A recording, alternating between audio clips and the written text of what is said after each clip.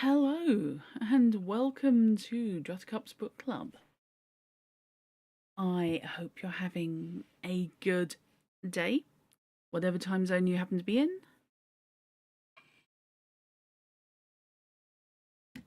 You have garlic bread and chicken and chorizo paella. Now you just need a story. Oh. Now I'm jealous, Fish, because I haven't. Right. So, we are on a new book, having finished 5 Children in It. We are moving on to the Amulet, which is of course set on the other side of the Phoenix and the Carpet. So, yes, Fish, I had a decent sized snack and I have something for afterwards that's all good to go, so I can have that in the gap. You see, no need to wag. That's not actually what I put in, Techie. Thank you. Interesting. Excuse me while I just do not content warn.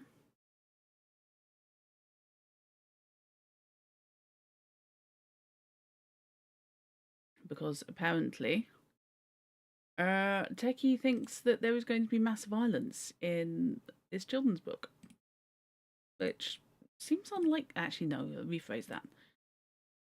It ought to be unlikely. Whether it is likely or not, I'm really not sure.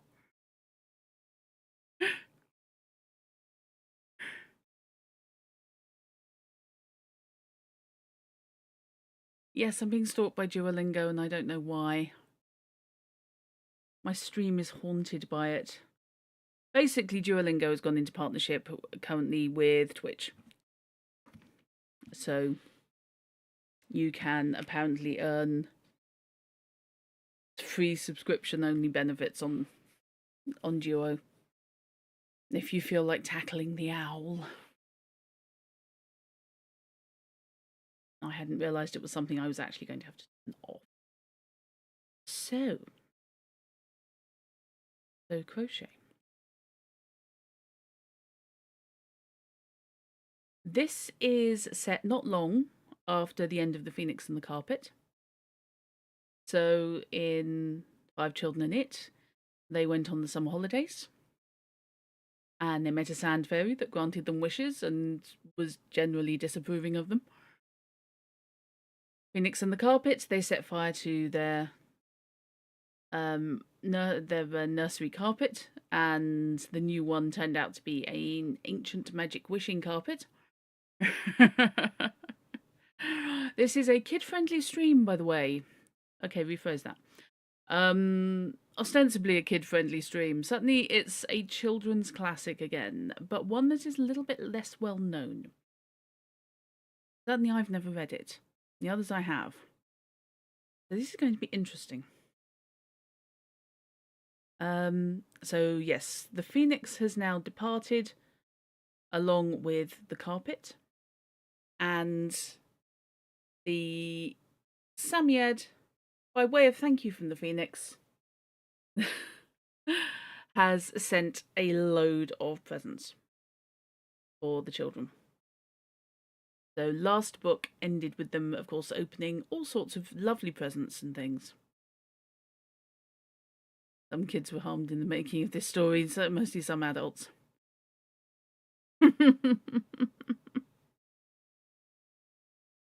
Oh, if you thought the parents were absent before. Oh boy, howdy.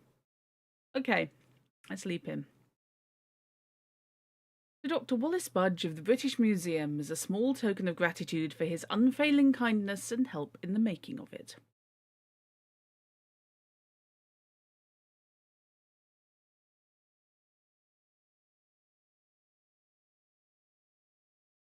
Chapter 1. The Samiad. This is one of those books where you go, I did load the right file, didn't I?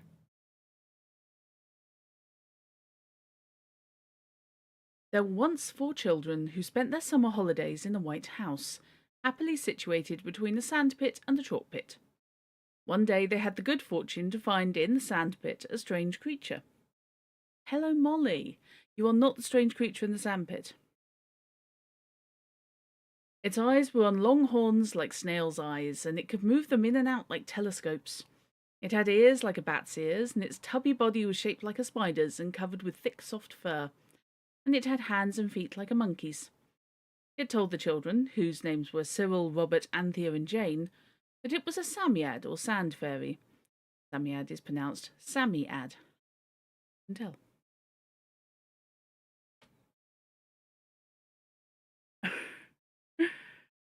It was old, old, old, and its birthday was almost at the very beginning of everything, and it had been buried in the sand for thousands of years. But it still kept its fairy likeness, and part of this fairy likeness was its power to give people whatever they wished for. You know, fairies have always been able to do this.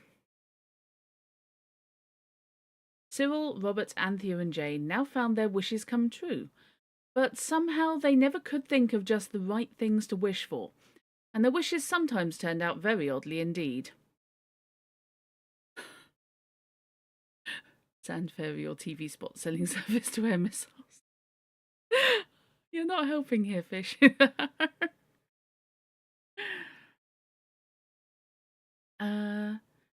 In the end, their unwise wishings, that's doing a lot of heavy lifting, landed them in what Robert called a very tight place indeed. And the Samiad consented to help them out of it in return for their promise never, never to ask it to grant them any more wishes, and never to tell anyone about it, because it did not want to be bothered to give wishes to anyone ever any more. At the moment of parting, Jane said politely, "I wish we were going to see you again some day," thus proving that Jane cannot be trusted. And the Samiad, touched by this friendly thought, granted the wish. The book all about this is called Five Children and It, and it ends up in a most tiresome way by saying the children did see the Samiad again, but it was not in the sandpit. It was, but I must say no more. The reason that nothing more could be said was that I had not then been able to find out exactly when and where the children met the Samiad again. Of course, I knew they would meet it, because it was a beast of its word, and when it said a thing would happen, that thing happened without fail.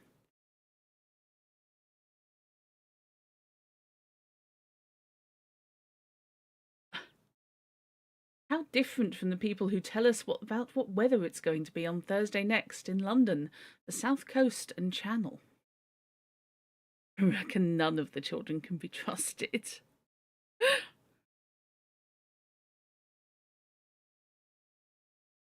The summer holidays during which the Samiad had been found and the wishes given had been wonderful holidays in the country, and the children had the highest hopes of just such another holiday for the next summer. The winter holidays were beguiled by the wonderful happenings of the phoenix and the carpet, and the loss of these two treasures would have left the children in despair but for the splendid hope of their next holiday in the country. The world, they felt, and indeed had some reason to feel, was full of wonderful things, and they were really the sort of people that wonderful things happened to. Again, wonderful doing a lot of heavy lifting there. So they looked forward to the summer holiday, but when it came, everything was different and very, very horrid. Father had to go out to Manchuria to telegraph news about the war to the tiresome paper he wrote for. The Daily Bellower or something like that was its name. And Mother, poor dear Mother, was away in Madeira because she had been very ill. And the lamb, I mean the baby, was with her. And Aunt Emma, who was Mother's sister, had suddenly married Uncle Reginald, who was Father's brother, and they had gone to China, which is much too far off for you to expect to be asked to spend the holidays in, however fond your aunt and uncle may be of you. Exactly, Fish. I think we can safely say that Father is a journo and writes for a paper that is still extant today. Hypothetically. So the children were left in the care of old Nurse, who lived in Fitzroy Street near the British Museum. And though she was always very kind to them, and indeed spoiled them far more than would be good for the most grown-up of us, The 4 children felt perfectly wretched, and when the cab had driven off with father and all his boxes and guns and the sheepskin with blankets and the aluminium mess kit inside it, the stoutest hearts quailed, and the girls broke down altogether and sobbed in each other's arms. I thought he was insurance, Kate. However, it would seem Daddy is a journo, although with that lot in his luggage and going out to Manchuria, I wonder if he's actually working for the intelligence services. It's actually James Bond. His cover is journalist.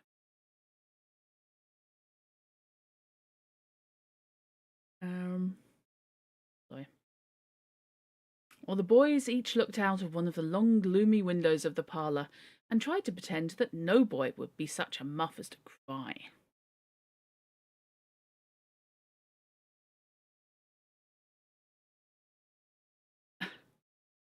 You reckon it sounds like he's a military contractor, masquerading as a journalist? Kirby? I hope you noticed that they were not cowardly enough to cry till their father had gone. They knew he had quite enough to upset him without that. But when he was gone, everyone felt as if it had been trying not to cry all of its life, and that it must cry now, if it died for it. So they cried. Black water, but 100 years early. Tea, with shrimps and watercress, cheered them a little. The watercress was arranged in a hedge around a fat glass salt cellar, a tasteful device they'd never seen before. But it was not a cheerful meal. After tea, Anthea went up to the room that had been father's, and when she saw how dreadfully he wasn't there, and remembered how every minute was taking him further and further from her, and nearer to the guns of the Russians, she cried a little more. Then she thought of mother, ill and alone, and perhaps at that very moment wanting a little girl to put eau de cologne on her head, and make her sudden cups of tea, and she cried more than ever. And then she remembered what mother had said the night before she went away, about Anthea being the eldest girl, and about trying to make the others happy and things like that.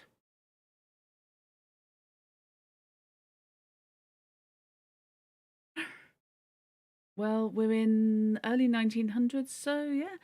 If father in this is in intelligence, it could well be British intelligence, yes.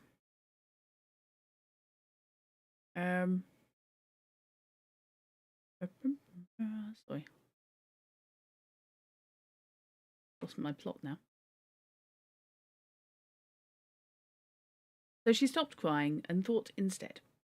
And when she'd thought as long as she could bear, she washed her face and combed her hair and went down to the others, trying her best to look as though crying were an exercise she had never even heard of.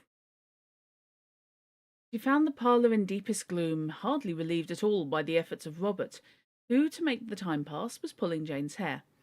Not hard, but just enough to tease. "Look here," said Anthea, "let's have a palaver."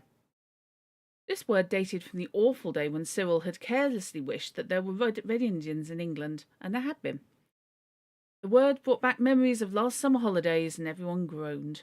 They thought of the White House with the beautiful tangled garden, late roses, asters, marigolds, sweet mignonette, and feathery asparagus. Of the wilderness which someone had once meant to make into an orchard, but which was now, as father said, 5 acres of thistles haunted by the ghosts of baby cherry trees. They thought of the view across the valley, where the lime kilns looked like Aladdin's palaces in the sunshine, and they thought of their own sandpit, with its fringe of yellowy grasses and pale, stringy-stalked wild flowers, and the little holes in the cliff that were the little sand martins' little front doors. And they thought of the free, fresh air smelling of thyme and sweetbriar, and the scent of the wood smoke from the cottages and the lane, and they looked around old Nurse's stuffy parlour, and Jane said, "Oh, how different it all is." It was. Old Nurse had been in the habit of letting lodgings till father gave her the children to take care of, and her rooms were furnished for letting. So the children are not at home. They are not in the same large house. They are living at the moment with Nurse, who I assume probably used to look after them when they were very small, and is now retired and a landlady. Now, it's a very odd thing that no one ever seems to furnish a room for letting in a bit the same way as one would furnish it for living in. Oh, good lord. Well, okay, as someone who, when I go away with family and stuff, um, I I note I have to stay in holiday cottages and things. We don't do hotels. That is precisely right. People furnishing rooms to let, whether short or long or longer term, tend to forget what it's like to live in a place, even if they're very sensible. So it will be stuff that's not particularly homely. And these days, certainly, you'd have, marigold walls, for example. The room had heavy dark red stuff curtains, the colour that blood would not make a stain on. Why did you think of that? Why is that relevant? Now I'm scared. No proper Wi-Fi. Yeah, exactly. These days, this place would be piggybacking the Wi-Fi off the cafe downstairs, Does mother have tuberculosis? She seems to get sick a lot. Not sure. However, mother does seem to be looking after ill relatives a lot, so I think she's just got a slightly duff immune system and is running on stress and therefore comes down with anything that's going. Sorry. The room had heavy dark red stuff curtains, the colour that blood would not make a stain on, with coarse lace curtains inside. The carpet was yellow and violet, with bits of grey and brown oilcloth in odd places. The fireplace had shavings and tinsel in it. There was a very varnished mahogany chiffonier or sideboard with a lock that wouldn't act. Oh dear, I think we've all seen rooms like this. There were hard chairs, far too many of them, with crochet antimacassars slipping off their seats, all of which sloped the wrong way. The table wore a cloth of cruel green colour with a yellow chain stitch pattern round it. Over the fireplace was a looking glass that made you look much uglier than you really were, however plain you might be to begin with.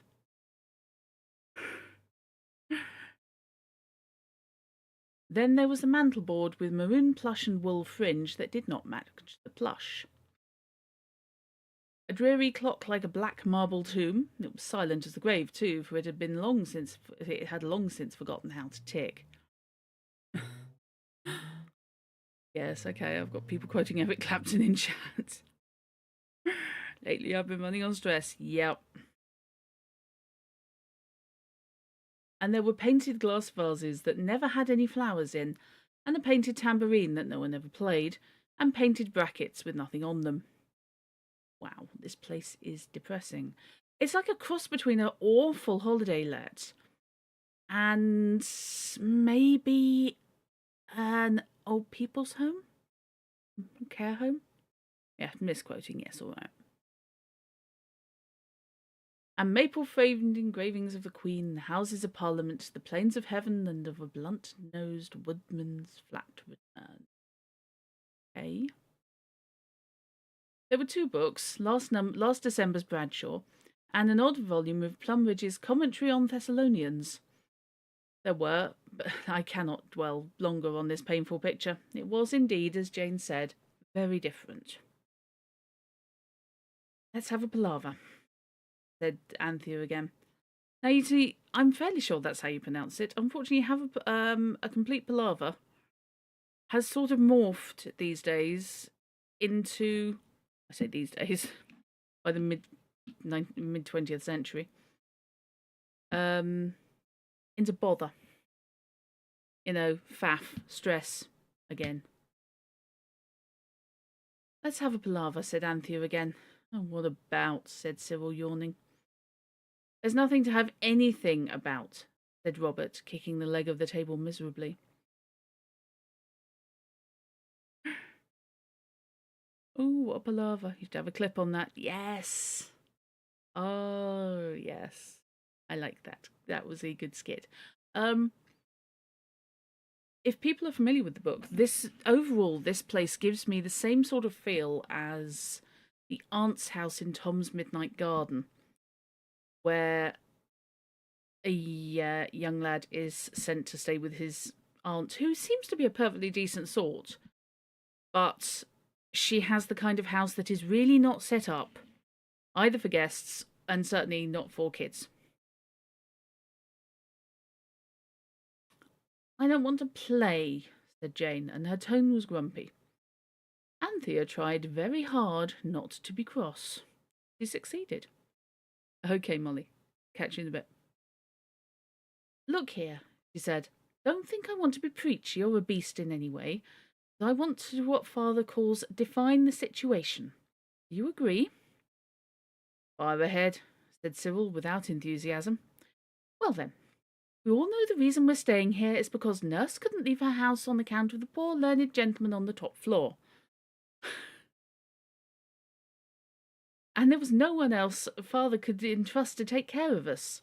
And you know it's taken a lot of money. Mother's going to Madeira to be made well. Jane sniffed miserably. Yes, I know, said Anthea in a hurry. But let's think about how horrid it all is. I mean, we can't go to things that cost a lot, but we must do something. And I know there are heaps of things you can see in London without paying for them, and I thought we'd go and see them. We're all quite old now, and we haven't got the lamb. Jane sniffed harder than before. I mean, no one can say no because of him, dear pet. And I thought we must get Nurse to see quite how old we are, and let us go out by ourselves, or else we shall never have any sort of time at all.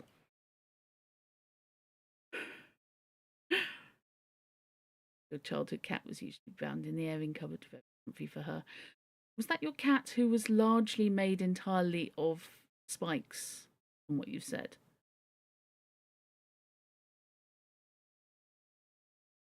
And I vote we see everything there is, and let's begin by asking Nurse to give us some bits of bread, and we'll go to St. James's Park. Oh, cool. There are ducks there. Oh, I am familiar with the ducks of St. James's Park. They're overfed little psychos. Awkward if you wanted to warm towel though, since she was psychotic and hated everyone except your grandmother.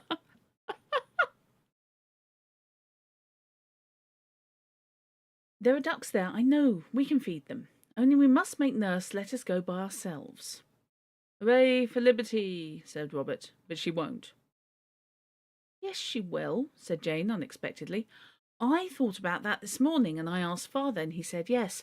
And what's more, he told old Nurse that we might, only he said we must always say where we wanted to go, and if it was right, she would let us.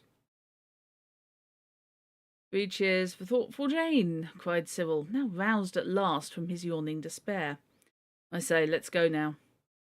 So they went, old Nurse only begging them to be careful of crossings, and to ask a policeman to assist in the more difficult cases. For they were used to crossings, for they'd lived in Camden Town and knew the Kentish Town Road, where the trams rush up and down like mad at all hours of the day and night, and seem as though, if anything, they would rather run over you than not. They'd promised to be home by dark, but it was July, so dark would be very late indeed, and long past bedtime.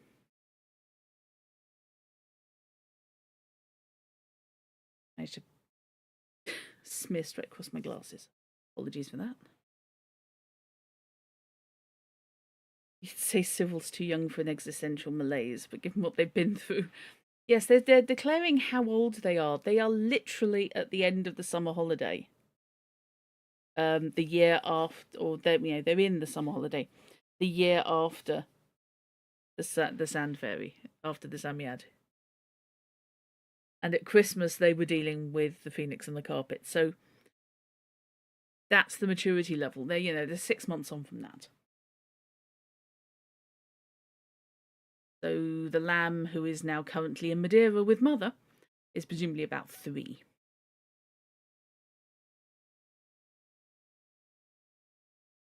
What was the time marker before streetlights?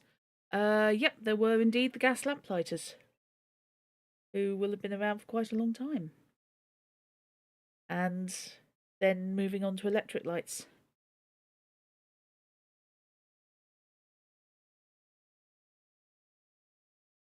And then later on, you never had this, but it's an American trope for kids to be home by the time the streetlights came on. Ah, fair enough. Yes, that's American Gen Xers, isn't it? I think over here it was more uh, be home by dusk or be home before dark. Um, and of course, these days you can judge that by when people start using their headlights. We have an official lighting up time each day, after which you're supposed to turn your headlights on. Been going, it's dated for a while.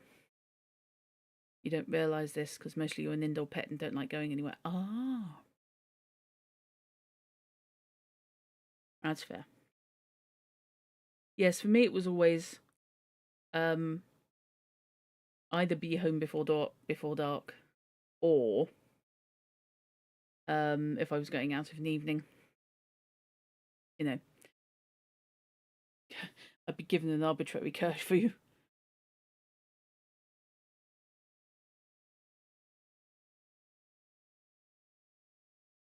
Bitten me. Okay. They started to walk to St James's Park, and all their pockets were stuffed with bits of bread and the crusts of toast. Feed the ducks with. They started, I repeat, but they never got there. Now I'm scared. Between Fitzroy Street and St James's Park there are a great many streets, and if you go the right way you will pass a great many shops that you cannot possibly help stopping to look at.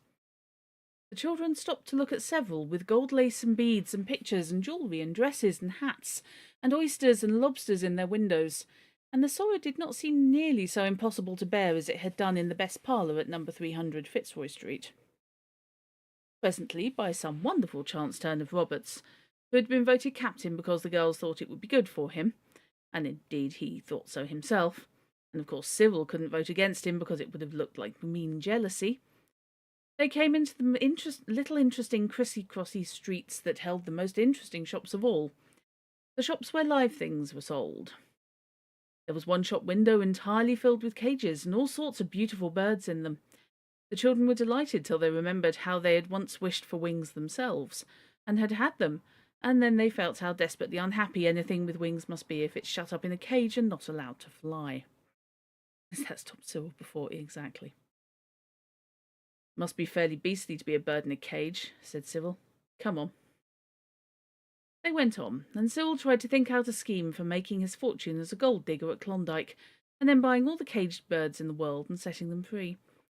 Then they came to a shop that sold cats, but the cats were in cages, and the children could not help wishing that someone would buy all the cats and put them on hearthrugs, which are the proper places for cats. And then there was the dog shop, and that was not a happy thing to look at either, because all the dogs were chained or caged, and all the dogs, big and little, looked at the four children with sad, wistful eyes and wagging, beseeching tails, as if they were trying to say, buy me, buy me, buy me, and let me go for a walk with you, or do buy me, and buy my poor brothers too, do, do, do. They almost said do, do, do, plain to the ear as they whined, all but one big Irish terrier, and he growled when Jane patted him. Grr, he seemed to say as he looked at them from the back corner of his eye. You won't buy me. Nobody will, ever. I shall die chained up, and I don't know how I care how soon it is either. Children's book. It's a children's book. Okay. I don't know that the children would have understood all this, only once they'd been in the besieged castle, so they knew how hateful it is to be kept in when you want to get out. Of course, they could not buy any of the dogs. It's ostensibly a children's book, yeah. They did indeed ask the price of the very, very smallest, and it was £65. But that was because it was a Japanese toy spaniel like the Queen once had her portrait painted with when she was only Princess of Wales. But the children thought if the smallest was all that money, the biggest would run into thousands. So they went on. The children don't understand the dog pricing. You're not desperately sad for fictional pets. It's all a bit grim here, isn't it, Kate? And they did not stop at any more cat or dog or bird shops, but passed them by. And at last they came to a shop that seemed as though it only sold creatures that didn't mind much where they were, such as goldfish and white mice and sea anemones and other aquarium beasts, and lizards and toads and hedgehogs and tortoises, and tame rabbits and guinea pigs. And there they stopped for a long time and fed the guinea pigs with bits of bread through the cage bars, and wondered whether it would be possible to keep a sandy-coloured double lop in the basement of the house in Fitzroy Street. "Don't suppose old nurse would mind very much," said Jane. "Rabbits are most awfully tame sometimes. I expect it would know her voice and follow her all about." "Your niece doesn't understand comparative pricing either, and she's 9 in modern times, so you can understand their thoughts." "Yeah. If you're broke, £100 may as well be £1,000,000. Yep, exactly."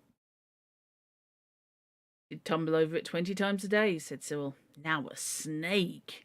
"There aren't any snakes," said Robert hastily. "And besides, I never would cotton to snakes somehow. I wonder why." "Worms are as bad," said Anthea, "and eels and slugs. I think it's because we don't like things that haven't got legs." "Father says snakes have got legs hidden away inside of them," said Robert. "Father is weird." "Think we've established this?" "Yes, and he said we've got tails hidden away inside us, but it doesn't either of it come to anything really," said Anthea. "I hate things that haven't got any legs." "Worse when they have too many," said Jane with a shudder. "Think of centipedes." They stood there on the pavement, a cause of some inconvenience to the passers-by, and thus beguiled the time with conversation. Cyril was leaning his elbow on the top of a hutch that had seemed empty when they inspected the whole edifice of hutches one by one, and he was trying to reawaken the interest of a hedgehog that had curled itself into a ball earlier in the interview. "No, Father is a conspiracy theorist, and no, snakes do not have hidden legs." "Exactly, Chad." When a small soft voice just below his elbow said quite plainly, quietly plainly, and quite unmistakably, in any squeak or whine that had to be translated, but in downright common English, "Buy me, do please buy me." Still started as though he'd been pinched and jumped a yard away from the hutch. "Come back, oh, come back," said the voice, rather louder but still softly.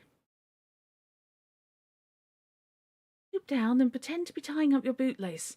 I see it's undone as usual." Cyril mechanically obeyed. "Okay, I'm using the wrong voice. My apologies." Let's just assume that the Samiad has had some kind of horrible accident." He knelt on one knee in the dry, hot, dusty pavement, peered into the darkness of the hutch, and found himself face to face with the Samiad. It seemed much thinner than when he had last seen it. It was dusty and dirty, and its fur was untidy and ragged. Indeed, some snakes do have internal pelvic spurs that are the vestigial remnants of prior limbs. How did Father know this in 1900s? It had hunched itself up into a miserable lump. Oh, this is my excuse for its voice not being the same. And its long snail's eyes were drawn in quite tight, so they hardly shone at all. "Listen," said the Samiad, in a voice that sounded as though it would begin to cry in a minute. "I don't think the creature who keeps this shop will ask a very high price for me. I've bitten him more than once, and I've made myself look as common as I can. He's never had a glance from my beautiful eyes. Tell the others I'm here, but tell them to look at some of those low common beasts while I'm talking to you. The creature inside mustn't think you care very much about me, or he'll put a price upon me far, far beyond your means. I remember in the dear old days last summer you never had much money. Oh, I never thought I should be so glad to see you. I never did." It sniffed and shot out its long snail's eyes expressly to drop a tear well away from its fur.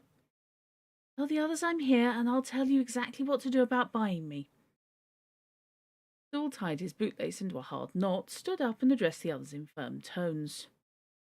"Look here," he said, "I'm not kidding, and I appeal to your honour, an appeal which in this family was never made in vain. Don't look at that hutch, look at the white rat. Now, you're not to look at that hutch, whatever I say." He stood in front of it to prevent mistakes. "Now get yourself ready for a great surprise. In that hutch there's an old friend of ours. Don't look! Yes, it's the Samiad, the good old Samiad.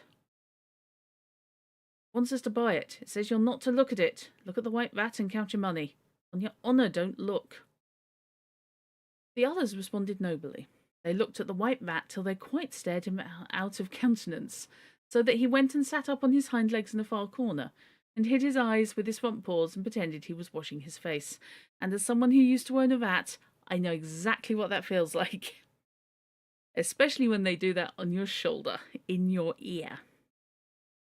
Which, by the way, tickles.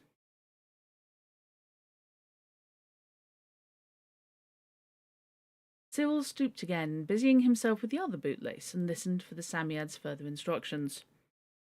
Go in, said the Psammead, and ask the price of lots of other things. Then say, what do you want for that monkey that's lost its tail, that mangy old thing in the third hutch from the end? Oh, don't mind my feelings, calling me a mangy monkey. I've tried hard enough to look like one. I don't think he'll put a high price on me. I've bitten him 11 times since I came here the day before yesterday. If he names a bigger price than you can afford, say you wish you had the money.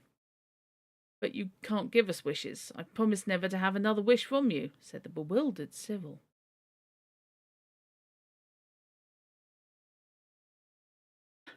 Don't be a silly little idiot, said the Sand Fairy in trembling but affectionate tones. But find out how much money you've got between you and do exactly what I say.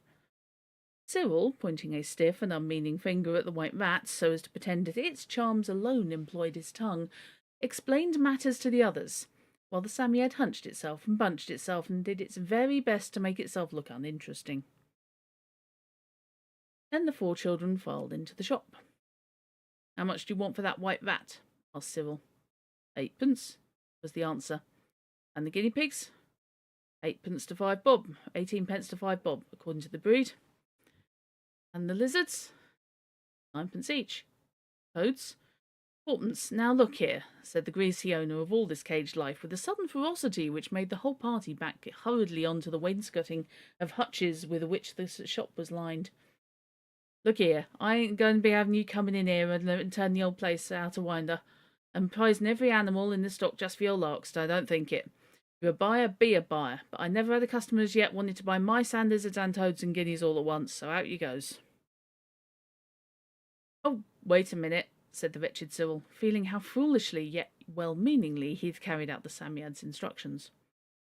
Just tell me one thing. What do you want for the mangy old monkey in the third hutch from the end? The shopman only saw in this a new insult. Mangy young monkey yourself, said he. Get along with your blooming cheek. Out you goes. Oh, don't be so cross, said Jane, losing her head altogether. And you see, he really does want to know that. Oh, does he indeed? Sneered the merchant. Then he scratched his ear suspiciously, for he was a sharp businessman, and he knew the ring of truth when he heard it. His hand was bandaged, and 3 minutes before he would have been glad to sell the mangy old monkey for 10 shillings. Now... Oh, he does he? He said. That's £2.10's my price. He's not got this fellow that monkey ain't. Nor yet his match, not on this side of the equator where he comes from. And the only one ever seen in London. Ought to be in the zoo. £2.10. Down on the nail, or out you goes. The children looked at each other. 23 shillings and 5p was all they had in the world, and it would have been merely 3 and 5p but for the sovereign which father had given to them between them at parting. £2.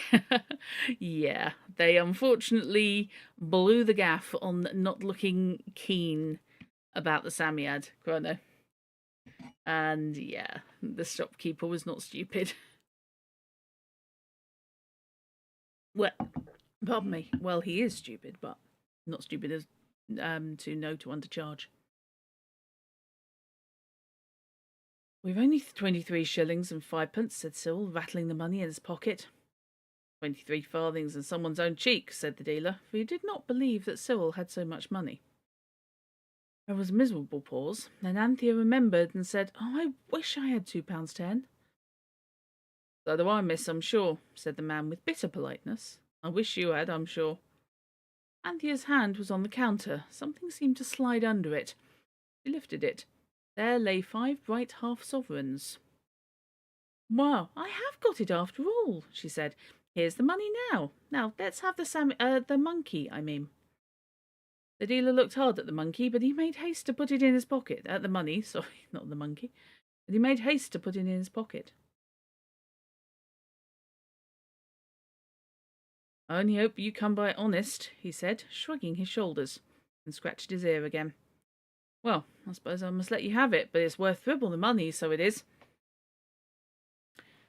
He slowly led the way out to the hutch, opened the door gingerly, and made a sudden fierce grab at the Psammead, which the Psammead acknowledged in one last long lingering bite.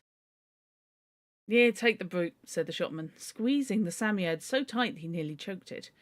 "Bit me to the marrow, it have." The man's eyes opened as Anthea held out her arms. "Don't blame me if it tears your face off its bones." "Oh, sorry, wrong one." "Don't blame me if it tears your face off its bones," he said, and the Psammead made a leap from his dirty horny hands, and Anthea caught it in hers, which were not very clean, certainly, but at any rate were soft and pink, and held it kindly and closely. "But we can't take it home like that," Cyril said. "We shall have the crowd after us." And indeed, 2 errand boys and a policeman had already collected. If the Psammead is a monkey, then its wish-granting is monkey magic. Born from an egg on the mountain. Yes! Thank you for that. The Psammead probably does want to have a fight. "I can't give you nothing, only a paper bag like what we put the tortoises in," said the man grudgingly. "Please don't buy tortoises. And certainly don't buy them from places that sell them in paper bags." So the whole party went into the shop, and the shopman's eyes nearly came out of his head when, having given Anthea the largest paper bag he could find, he saw her hold it open and the Psammead carefully creep into it. "Well," he said, "if that there don't beat cockfighting. But perhaps you met the brute before." "Yes," said Cyril affably. "He's an old friend of ours." Explains why the wishes turned monkey paw wishes after all do turn. Ah. Welcome back, Molly. You've missed out on some of the most painful descriptions of Victorian no, we're into Edwardian, aren't we? Pet shops.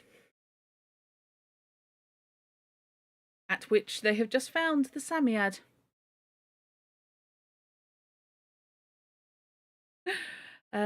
Who has unfortunately and somehow been captured by a pet shop owner.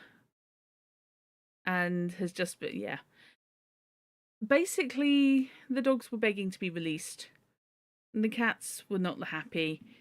And they were just looking at things like fish and rats and things like that. And have found the Psammead. 1905, yeah.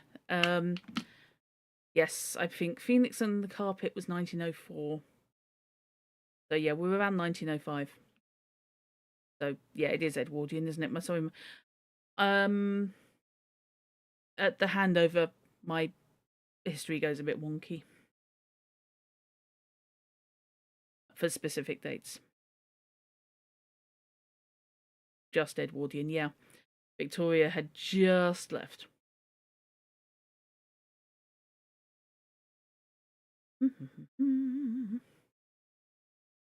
If I'd known that, the man rejoined, you shouldn't have had him under twice the money. However, he added, as the children disappeared, I ain't done so bad, seeing as I only gave 5 bob for the beast, but then there's the bites to take into account.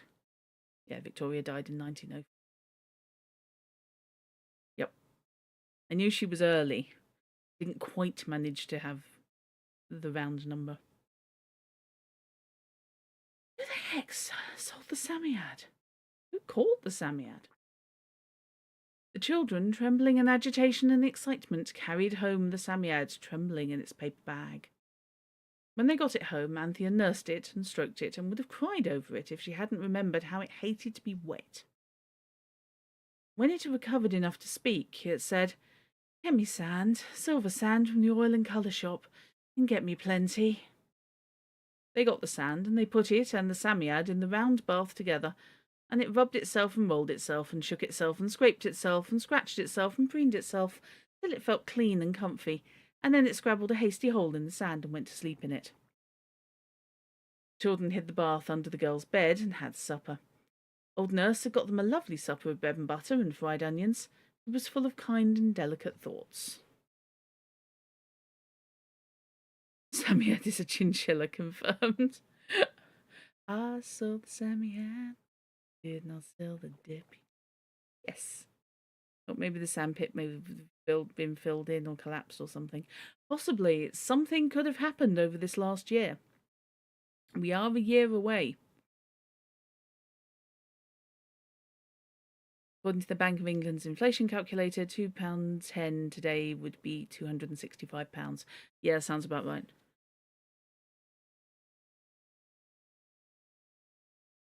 It is ridiculous. It is a nonsense amount of money.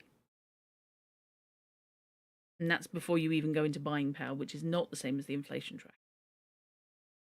That actually sounds about right for a monkey fish. Indeed, yeah. Yes, a proper imported from the colonies monkey. You would possibly be looking at something along those lines. You know, if it was properly imported and not just it happened to have escaped off a boat it came in on.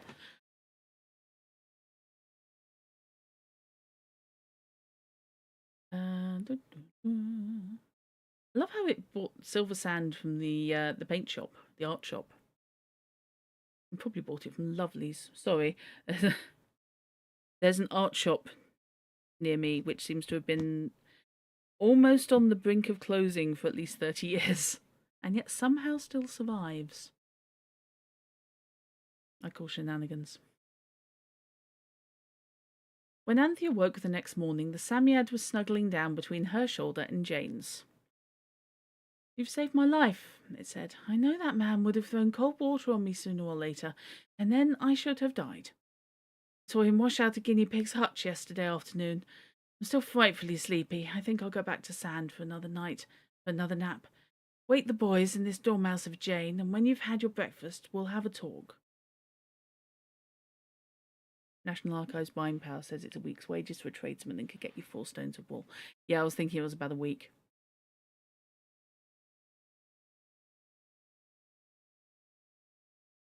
"Don't you want any breakfast?" asked Anthea. "I dare say I shall pick a bit presently," it said. "But Sand is all I care about. It's meat and drink to me, and coals and fire and wife and children." With these words, it clambered down by the bedclothes and scrambled back into the bath, where they heard it scratching itself out of sight. "Well," said Anthea, "anyhow, our holidays won't be dull now. We found the Psammead again." "No," said Jane, beginning to put on her stockings. "We shan't be dull, but it'll only be like having a pet dog now it can't give us wishes." "Oh, don't be so discontented," said Anthea. "If it can't do anything else, it can tell us about megatheriums and things." Okay. I can check how long the next chapter is. Next chapter is not particularly long. I am inclined to keep going, if that's okay with people.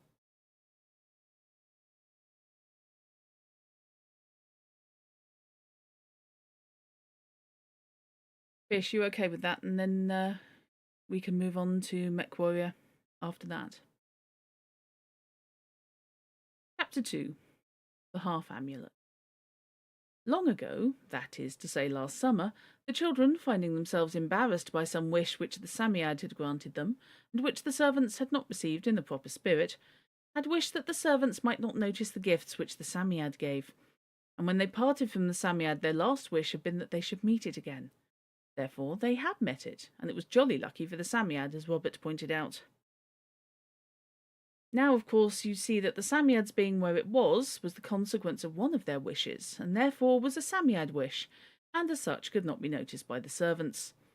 And it was soon plain that in the Psammead's opinion, old Nurse was still a servant, though she now had a house of her own, for she never noticed the Psammead at all. And that was just as well, for she would never have consented to allow the girls to keep an animal and a bath of sand under their bed. When breakfast had been cleared away, it was a very nice breakfast with hot rolls to it, a luxury quite out of the common way.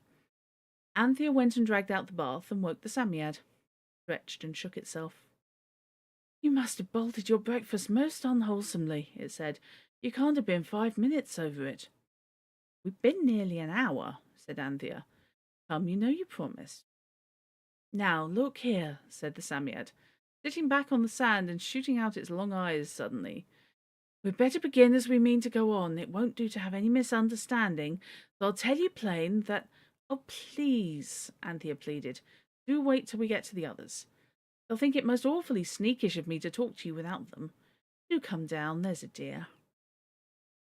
She knelt before the sand bath and held out her arms. Samiad must have remembered how glad it had been to jump into those same little arms only the day before, but gave a little grudging grunt and jumped once more. Hot rolls, fresh bread at breakfast. So either nurse has been baking, which seems unlikely, or actually went out and bought bread that was still warm from the bakery. And given the sort of place she runs, I think bakery is... Yeah, I'm guessing the bakery is more likely. You guess nurse is not a frequent cook. Yeah. She seems to have the basics down. But that's about it.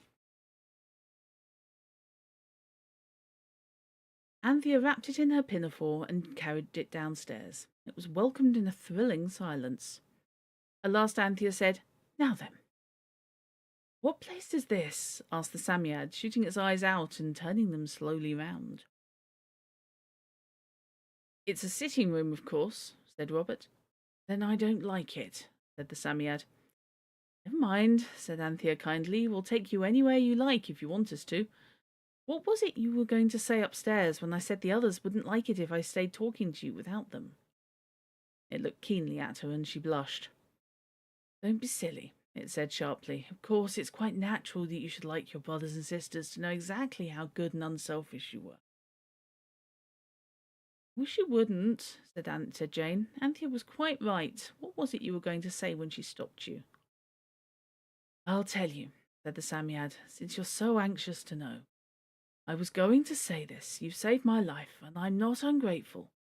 But it doesn't change your nature or mine. You're still very ignorant and rather silly, and I'm worth 1,000 of you any day of the week." "Of course you are," Anthea was beginning, but it interrupted her. "Very rude to interrupt," it said. "What I mean is that I'm not going to stand any nonsense. And if you think what you've done is to give you the right to pet me or make me demean myself by playing with you, you'll find out that what you think doesn't matter a single penny. See? What I think that matters." "I know," said Cyril. "It always was, if you remember." "Well," said the Samiad, "then that's settled. We're to be treated as we deserve. I with respect and all of you with... But I don't wish to be offensive. You want me to tell you how I got into that horrible den you brought me out of? Oh, I'm not ungrateful. I haven't forgotten it, and I shan't forget it." "Do tell us," said Anthea. "We know you're awfully clever, but even with all your cleverness, I don't believe you can possibly know how respectfully we do respect you, don't we?" The others all said yes, and fidgeted in their chairs. Robert spoke the wishes of all when he said, "I do wish you'd go on." But it sat up on the green-covered table and went on. "When you'd gone away," it said, "I went to Sand for a bit and slept. I was tired out with all your silly wishes, and I felt as though I hadn't really been to Sand for a year." "To Sand?" "Where I sleep. You go to bed, I go to Sand." Jane yawned. The mention of bed made her feel sleepy. "All right," said the Samiad in offended tones. "I'm sure I don't want to tell you a long tale. A man caught me and I bit him, and he put me in a bag with a dead hare and a dead rabbit. And he took me to his house, and he took me out of the bag into a basket with holes in that I could see through. And I bit him again, and then he brought me to this city, which I'm told is called the modern Babylon, though it's not a bit like the old Babylon. And he sold me to the man you bought me from, and then I bit them both. Now, what's your news?" "There's not quite so much biting in our story," said Cyril regretfully. "In fact, there isn't any. Father's gone to Manchuria, and Mother and the lamb have gone to Madeira because Mother was ill. And don't I just wish they were both safe home again?" Merely from habit, the sand fairy began to blow itself out, but it stopped short suddenly. "I forgot," it said. "I can't give you any more wishes." "No, but look here," said Cyril. "Couldn't we call in old nurse and get her to say she wishes they were safe home? I'm sure she does." "No go," said the Samiad. "It's just the same as your wishing yourself if you get someone else to wish for you. It won't act." "But it did yesterday with the man in the shop," said Robert. Ah, yes, said the creature, but you didn't ask him to wish, and you didn't know what would happen if he did. That can't be done again. It's played out. And you can't help us at all, said Jane. Oh, I did think you could do something. I've been thinking about it ever since we saved your life yesterday. Wow, emotional blackmail. Father's gone to Manchuria. No, Manchester. I always get those two mixed up. Exactly, fish. I've been thinking about it ever since we saved your life yesterday. I thought you'd be certain to be able to fetch back father, even if you couldn't manage mother. And Jane began to cry. Now don't, said the Samiad hastily. You know how it always upsets me if you cry. I don't feel safe a moment. Look here, you must have some new kind of charm. That's easier said than done. Not a bit of it, said the creature. There's one of the strongest charms in the world, not a stone's throw from where you bought me yesterday. And the man I bit, though, the first one I mean, went into a shop to ask how much something cost. I think he said it was a concertina, and while he was telling the man in the shop how much too much he wanted for it, I saw the charm in a sort of tray with a lot of other things. If you can only buy that, you'll be able to have your heart's desire.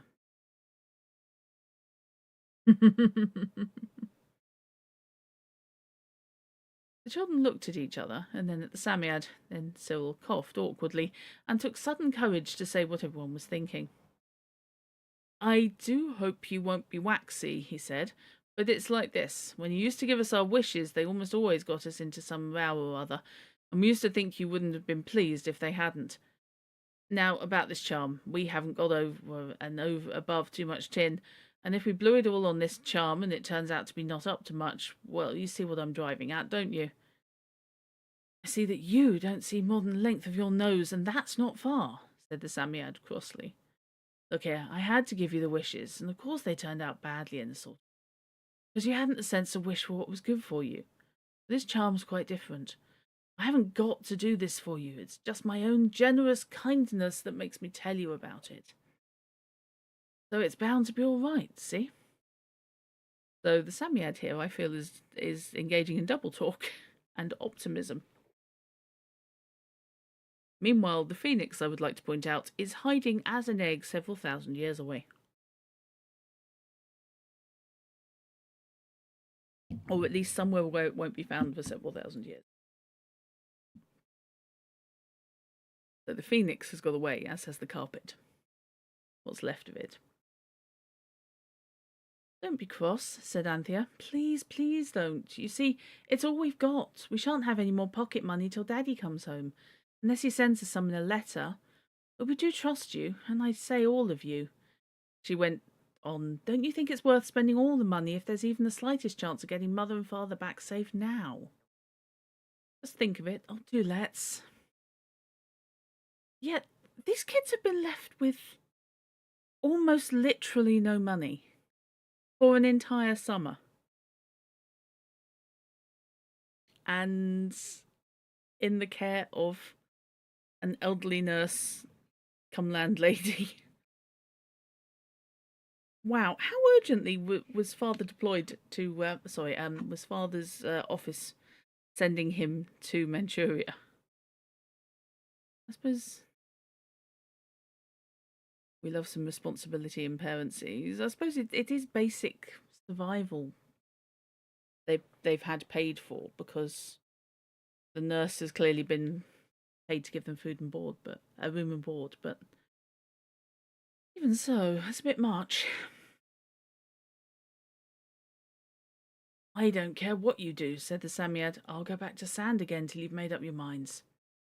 No, don't, said everybody, and Jane added, we're quite minds made up, but don't you see we are? Let's get our hats. Will you come with us? Of course, said the Samiad. How else would you find the shop? You hope he's sending money back. I'm guessing he's paid up front for the lodgings. Or she'll bill him when he gets back. But I suspect he's paid up front for a certain amount of time. It's just that the kids have no pocket money. You know how it is when Em says jump, you're up to it. Yeah, this is it. He does have this whole left in the middle of the night. And I'm worried about the guns and the sheepskins. I mean, how many journalists go armed? So everybody got its hat. Samiad was put into a flat base bag that came from Farringdon Market with 2 pounds of filleted plaice in it. Now it contained about 3 pounds and a quarter of solid Samiad, and the children took it in turns to carry it. 25 shillings, that's not nothing. No, but that was between them. Not half the weight of the lamb, Robert said, and the girls sighed. The Samiad poked a wary eye out of the top of the basket every now and then and told the children which turnings to take. Heading journalists is rather a new thing. So. Yeah.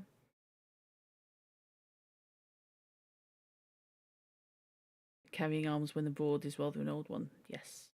He would have had military service, no doubt. Almost certainly. Almost certainly, yeah. And we all know that father in this is clearly espionage trained, so, there's something going on there. And poor old mother is, quote, really ill and in Madeira, trying not to see this as the other half of a spy operation. Along with Agent Lamb. What on earth do you know? Asked Robert. I can't think how you do it. And the Samiad said sharply, no, I don't suppose you can. At last they came to the shop. It had all sorts and kinds of things in the windows. Concertinas and silk handkerchiefs, china vases and teacups, blue Japanese jars, pipes, swords, pistols, lace collars, silver spoons tied up in half dozens, and wedding rings in a red lacquered basin. This is well before selling and owning firearms was made illegal. Yeah, exactly, Fish, yes. So yeah, owning, the weapons sort of self-defense, very much easier in this era. KB, look, babies are small, but they don't travel light. You can hide so much in a carriage or nappy bag. Yeah, changing bag. Oh gosh, yes. Yeah, even a toddler needs a lot of accessories. Yep, absolutely. I have seen relatively recently, what my sister used to have to take whenever going out with her youngest. It was like a military operation in that. There were officers' epaulets and doctors' lancets. There were tea caddies inlaid with red turtle shell and brass curly-whirlies. Curly-whirly now. Damn. Plates of different kinds of money and stacks of different kinds of plates. There was a beautiful picture of a little girl washing a dog, which Jane liked very much. And in the middle of the window there was a dirty silver tray full of mother-of-pearl card counters, old seals, paste buckles and snuff boxes, and all sorts of little dingy odds and ends. And if you're going round a jumble sale, that's the 3 for £1 box. The Samia put its head quite out of the fish basket to look in the window when Cyril said, there's a tray there with rubbish in it. And in its long snail's eyes saw something that made them stretch out so much they were as long and thin as new slate pencils. Its fur bristled thickly, and the voice was quite hoarse with excitement as it whispered, that's it, there, under that blue and yellow buckle. You can see a bit sticking out. It's red. Do you see it? Is it that thing something like a horseshoe? Asked Cyril, and red like the common sealing wax you do up pencils with. Parcels with. Pencils? Where'd that come from? Soothing a fussy kid involves a lot of aimless walking, so really mums with little ones get left alone to wander a lot. And he didn't mean to trespass, but the lamb got away from me, and oh, I had to retrieve him. I'm so sorry. Yeah.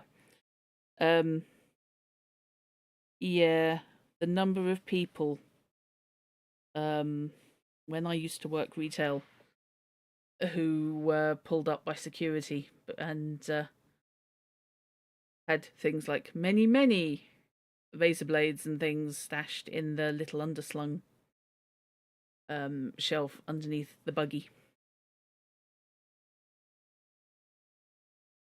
Oh, hello. Apparently double post. Yes, that's it, said the Samiad. Now, you do just as you did before. Ask the price of other things. That blue buckle will do. And then the man will get the tray out of the window. I think you'd better be the one, it said to Anthea. We'll wait out here. So the others flattened their noses against the shop window, and presently a large, dirty, short-fingered hand with a very big diamond ring came stretching through the green half-curtains at the back of the shop window and took away the tray. They could not see what was happening in the interview between Anthea and the diamond ring, and it seemed to them that she had had time, if she had had money, to buy everything in the shop before the moment came when she stood before them. Her face wreathed in grins, as Cyril said later, and in her hand the charm. It was something like this. That's definitely cursed. Yep, you're summoning something with that.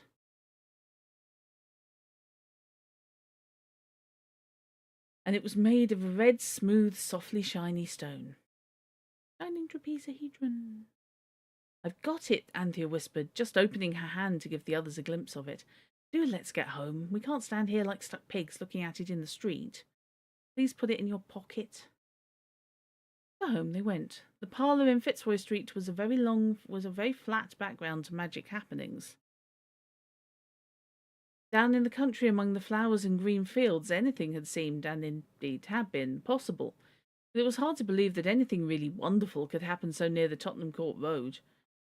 But the Samiad was there, and it in itself was wonderful. And it could talk, and it had shown them where a charm could be bought that would make the owner of it perfectly happy. So the four children hurried home, taking very long steps, with their chins stuck out and their mouths shut very tight indeed. They went so fast that the Samiad was quite shaken about in its fish bag, but it didn't say anything, perhaps for fear of attracting public notice. They got home at last, very hot indeed, and set the Samiad on the green tablecloth. Now then, said Cyril. But the Samiad had to have a plate of sand fetched for it was quite faint. When it had refreshed itself a little, it said, Now then, let me see the charm. And Anthea laid it on the green table cover. The Samiad shot out its long eyes to look at it, and then it turned them reproachfully on Anthea and said, But there's only half of it here. This was indeed a blow. It was all there was, said Anthea with timid firmness. She knew it was not her fault. There should be another piece, said the Samiad, and a sort of pin to fasten the two together. Isn't half any good? Won't it work without the other bit? It costs 7 and 6. Oh, bother, bother, bother. Don't be silly little idiots, said everyone and the Samiad together. Then there was a wretched silence. Cyril broke it. Oh, well, that's why there's only half. What shall we do? Go back to the shop and see if they haven't got the other half, said the Samiad. I'll go to sand till you come back. Cheer up, even the bit you've got is some good. There'll be no end of a bother if you can't find the other. So Cyril went to the shop, and the Samiad to sand, and the other three went to dinner, which was now ready, and old Nurse was very cross that Cyril was not ready too. The three were watching at the windows when Cyril returned, and even before he was near enough for them to see his face, there was something about the slouch of his shoulders and the set of his knickerbockers and the way he dragged his boots along that showed all too plainly that his errand had been in vain. Well, they all said, hoping against hope on the front doorstep. No go, Cyril answered. Man said the thing was perfect. He said it was a Roman lady's locket, and people shouldn't buy curios if they didn't know anything about something or other. And he never went back on the bargain because it wasn't business, and he expected his customers to act the same. He was simply nasty, that's what he was, and I want my dinner. It was plain Cyril was not pleased. The unlikeliness of anything really interesting happening in that parlour lay like a weight of lead on everyone's spirits. Cyril had his dinner, and just as he was swallowing the last mouthful of apple pudding, there was a scratch at the door. Anthea opened it, and in walked the Samiad. Well, it said, when it had heard the noise, things might be worse. And you won't be surprised if you have a few adventures before you get the other half. You want to get it, of course. Rather, was the general reply, and we don't mind adventures. No, said the Samiad, I seem to remember that about you. Well, sit down and listen with all your ears. 8, are there? Right. I'm glad you know arithmetic. Now pay attention, because I don't intend to tell everything twice over. Listen very carefully. I shall say this only once.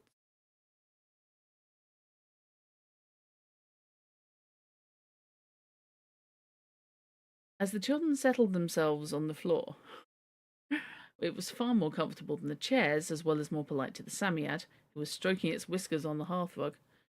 A sudden cold pain caught at Anthea's heart. Father, mother, the darling lamb, all far away, and then a comfortable, warm feeling flowed through her. Samiad was here, and at least half a charm, and there were to be adventures. If you don't know what a cold pain is, I'm glad for your sakes, and I hope you may never. Now, said the Samiad cheerfully, you're not particularly nice, nor particularly clever, and you're not at all good looking. Still, you've saved my life. Oh, when I think of that man and his pail of water. So I'll tell you all I know, but at least, of course, I can't do that, because I know far too much, but I'll tell you all I know about this red thing. Do, said everyone. Well then, said the Samiad, this thing is half of an amulet that can do all sorts of things.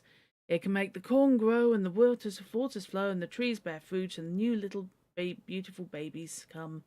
Not that babies are beautiful, of course, it broke off to say, but their mothers think they are, and as long as you think a thing's true, it is true as far as you're concerned. Whee! I think that's covering a certain amount of disinformation. Robert yawned. The Samiad went on. The complete amulet can keep off all the things that make people unhappy. Jealousy, bad temper, pride, disagreeableness, greediness, selfishness, laziness. Evil spirits, people call them when the amulet was made. Don't you think it would be nice to have? Very, said the children without enthusiasm. And it can give you strength and courage. Well, that's better, said Cyril. And virtue. I suppose it's nice to have that, said Jane, but without much interest. And it can give you your heart's desire. Now you're talking, said Robert. Of course I am, retorted the Samiads heartily, so there's no need for you to. Heart's desire is good enough for me, said Cyril. Yes, but, Anthea ventured, all that's what the whole charm can do. There's something that the half we've got can win off its own bat, isn't there? He appealed to the Samiad. It nodded. Yes, the half has the power to take you anywhere you like to look for the other half. This seemed like a brilliant prospect till Robert asked, does it know where to look? Samiad shook its head and answered, I don't think it's likely. Do you? Nope. Then, said Robert, we may as well look for a needle in a bottle of hay. Yes, it is bottle and not bundle. Father said so. I think we need to have a chat with Father because his both his aphorisms and his scientific accuracy are wonky. Sorry, excuse me.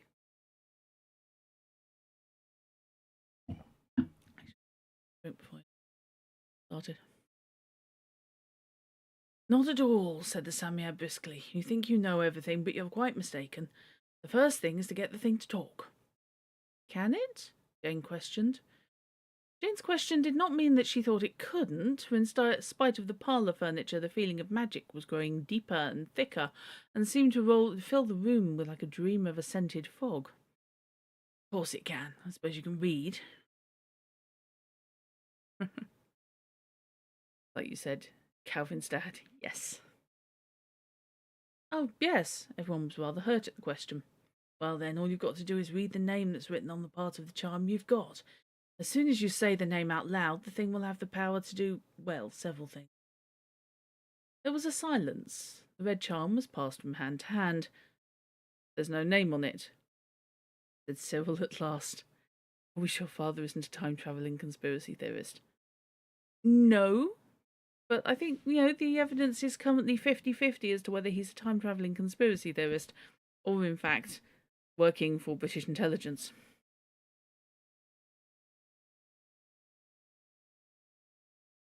There's no name on it, said Cyril at last. Nonsense, said the Samiad. What's that? Oh, that, said Cyril. It's not reading. It looks like pictures of chickens and snakes and things. Both, exactly. This is what was on the charm. I am not even going to try. Suffice it to say, we have some hieroglyphics. Of some description. I've no patience with you, said the Samiad. If you can't read, you must find someone who can. A priest now? We don't know any priests. said Anthea. We know a clergyman. He's called a priest in the prayer book, you know. But he only knows Greek and Latin and Hebrew, and this isn't any of those. I know. The Psammead stamped a furry foot angrily. I wish I'd never seen you, it said. You aren't any more good than so many stone images. Not so much, if I'm to tell the truth. Is there no wise man in your Babylon who can pronounce the names of the great ones? And misread those great old ones then. That's a whole different ballgame. Well, there's a poor learned gentleman upstairs, said Anthea. We might try him. He has a lot of stone images in his room, and iron-looking ones too. We peeped in once when he was out. Of course she did. Old nurse says he doesn't eat enough to keep a canary alive. He spends it all on stones and things.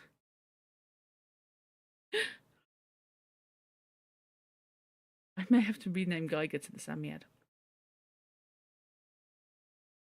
Try him, said the Psammead. Only be careful.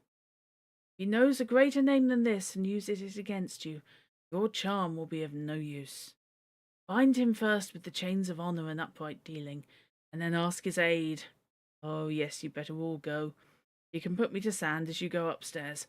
I must have a few minutes' peace and quietness. That's a crossover 5 Children in Cthulhu. Oh. So the 4 children hastily washed their hands and brushed their hair. This was Anthea's idea, and went up to knock at the door of the poor learned gentleman, and to bind him with the chains of honour and upright dealings. And we'll do chapter 3 next week. I hope you've enjoyed that. It's good to know that they are continuing in the same vein. You do not like green eggs and bread. You do not like it, Psammead. Ouch! Fishy. I love it. That's a good one. Okay. So, yeah, next week, chapter 3, you get to meet the learned gentleman. And examine the strange eldritch artifact that is half a functional amulet. Okay, so I reckon about 20 minutes. And we can move to MechWarrior 5. Let me just end the YouTube stream there. Thank you very much for watching. And I